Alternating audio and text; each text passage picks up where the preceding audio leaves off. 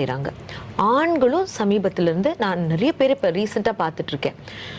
Nude videos, nude pictures அவங்களே அவங்களோட ரீல்ஸ்ல தன்னைத்தானே போடுறாங்க. வேற யாரும் மார்க் பண்ணிடலாம் போடல. பான் செலிபிரிட்டிஸ்னு சொல்லி படங்கள் இருந்தது, அதெல்லாம் இப்போ எல்லாமே கைகள் வச்சு ஒரு 2 பேர் husband wife, everybody knows the name.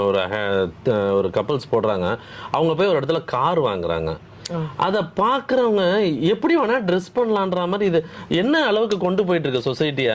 Sir இது எவ்ரிதிங் ஹஸ் பிகம் மணி இல்லையா? இன்னைக்கு அப்படி ஆயிடுச்சு. பணத்துக்காக எது வேணா. நீங்களும் ஒரு யூடியூப் சேனல் வச்சிருக்கீங்க, நீங்களே சொல்லுங்க.